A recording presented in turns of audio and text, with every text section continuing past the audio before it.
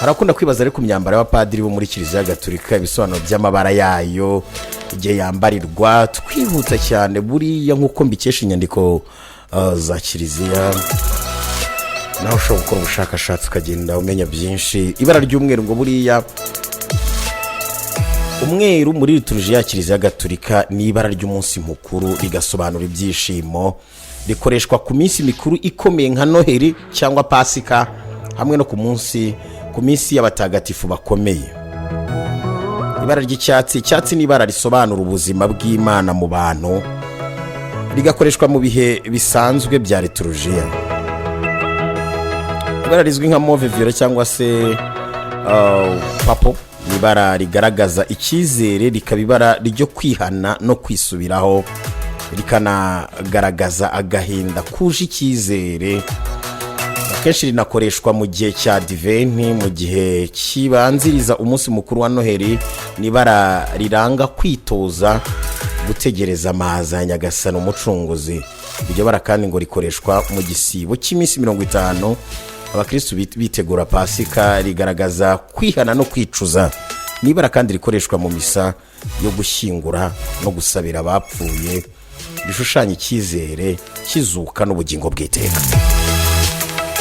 Akazi ibara ry'umutuku, ikanzu uzabona nyine y'ibara ry'umutuku ni ibara risobanura ubutwari bugomba kuranga umukristo, rigasobanura imbaraga z'Imana ziri mu bantu, ikibatsi cya Roho Mutagatifu.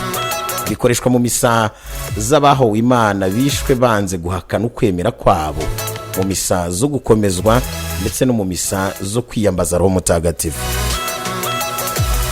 Hari n'andi mabara akoreshwa gakeya muri liturujia ya Kiliziya, ariko nayo akaba ari amabara yemewe kandi afite ibisobanuro byayo. Muri ayo mabara akoreshwa gakeya harimo iroza, ubururu ndetse n'umukara. Nk'iroza ni ibara rikoreshwa ku cyumweru cya 4 cya Adventi no ku cyumweru cya 4 cy'igisibo, rigasobanura ibyishimo bicagase bigana ku munsi mukuru wa Noheli cyangwa se wa Pasika. Ibara ry'umukara, umukara ni ibara rigaragaza agahinda. Mbere ya Vatikani ya kabiri, ubwo ni ya Concile, ngo ryakoreshwaga mu misa zo gushyingura, ariko ubu hakoreshwa mauve. Ibara ry'ubururu, iryo ni ibara ryemewe muri liturujia, rigakoreshwa mu misa zo kwiyambaza umubyeyi Bikira Mariya, gusa ngo ntirikunze gukoreshwa cyane, hakoreshwa umweru. Muri rusange ngo iyo umupadiri agiye guhimbaza misa muri Kiliziya Gatolika aba agomba kuba yambaye ate. Nibyo ushobora kwibaza. Icya mbere, padiri ugiye gusoma misa agomba kwambara impishajosi, ni ukuvuga n'umwenda umufasha guhisha ibara ry'undi mwenda usanzwe yaba yambaye mu gice cy'ijosi. Akambara ikanzu y'umweru ya misa isobanura ubusukurwe n'ubutagatifu bw'Imana umukristo agomba guharanira. Nyuma y'iyo kanzu akindikizaho umushumi bita singlam, ubwo ababaye habahereza muhita mubyumva cyane. Uwo mushumi rero ngo si uwo gufata ikanzu nk'uko yenda abantu babyibwira batya, ahubwo usobanura gukomera mu mbaraga z'Imana k'umupadiri kugira ngo ashobore gutura igitambo cy'Ukaristiya. Umupadiri kandi agomba kwambara indangabubasha, iyo bita stola, n'umwenda wambarwa hejuru y'igishura umanuka ku ntugu ugatendera mu gituza kugeza hasi, ariko udakora ku butaka. Indangabubasha ni ikimenyetso cy'ububasha umupadiri aba yarahawe bwo guhagarara imbere y'ikoraniro agakora umurimo mutagatifu mu cyimbo cya Yezu Kristo. Ikindi ngo kirazira ko umupadiri yajya gusoma misa atambaye iyo ndangabubasha. Hari kandi igishura cya misa, igishura cyo gisobanura ko Imana ifite icyicaro mu ikoraniro, kandi amabara y'igishura niyo ahinduka bijyanye n'igihe cya liturujia Kiliziya irimo, nk'uko twagiye tubireba, kuko ikanzu ya misa yonga igomba kuba ari umweru, ntabwo ihindura ibara. Ibindi biboneka ku myambaro y'abapadiri muzitegereze n'ibimenyetso by'ukwemera, harimo ifi yibutsa amabonekerwa Yezu yakoreye abigishwa be amaze kuzuka akabera ku kiyaga cya Tiberiyadi. Ifi kandi ngo yakoreshwaga mu gihe cyo gutotezwa kw'abakristo. Icyo gihe abakristo bashushanyaga ifi ku butaka, maze iki kimenyetso kikabafasha kumenya aho bahurira bagasengera hamwe mu rwihisho cyangwa se mu buvumo.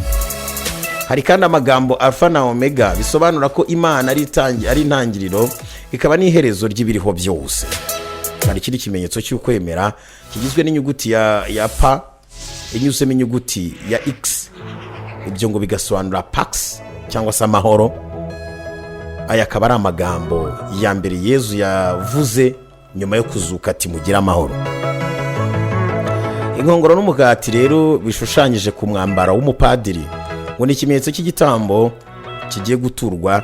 ikindi kandi ngo ni ibimenyetso Yezu Kristo yifashishije ari mu Karisitiya kwa kane mutagatifu, avuga ko umugati uhinduka umubiri we naho divayi igahinduka amaraso ye. hari kandi inyuguti ya h na i na s, his. izo ngo zikomoka mu rurimi rw'igiheburayo risobanura Yezu w'i Nazareti. mu bihe bisanzwe umupadiri atari mu misa yambara imyenda isanzwe, ikanzu y'umweru cyangwa se y'umukara cyangwa se ishati ifite korome. iyi ikaba ari ifungwa mu ishati mu ijosi n'ibara ry'umweru. uwo ni umwambaro umupadiri nyine wo mu Kiliziya Gatolika ishamikiye ku muco w'i Roma, kuko abaho n'aba orthodox ngira ngo murabizi cyane, na wenda tuzaganiraho yenda umuntu asoza icyo umuntu yavuga.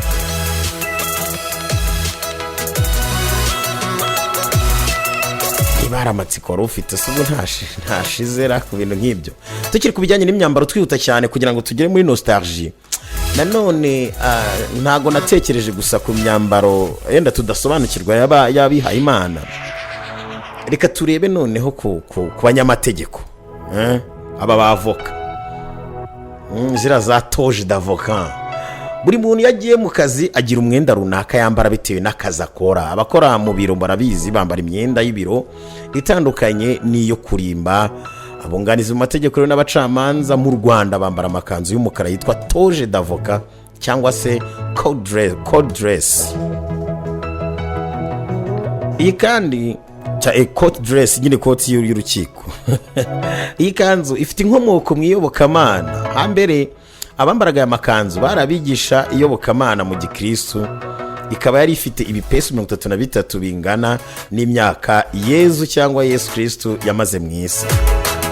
sibo gusa kuko aya makanzu yaje kujya yambarwa n'abakozi b'ibwami bari bashinzwe inyandiko ndetse n'abanyamategeko, bityo ibyo bipesu biza kuvaho kuko bitari bigifite aho bihuriye n'iyobokamana. kwambara iyi kanzu ni itegeko iyo umunyamategeko ari imbere y'urukiko agiye kurahira ngo atangire ako kazi, cyangwa se iyo hagiye gushyingurwa undi munyamategeko ishobora nabwo kwambarwa. impamvu iyi kanzu ari umukara nuko kera yagiraga amabara atandukanye bitewe n'ibihe ndetse naho umunyamategeko ayambariye uyambaye agiye. ariko mu kinyejana cya 17 nibwo iyi kanzu yemejwe n'umwami w'Ubufaransa Napoleon Bonaparte ko izajya ibara umukara gusa.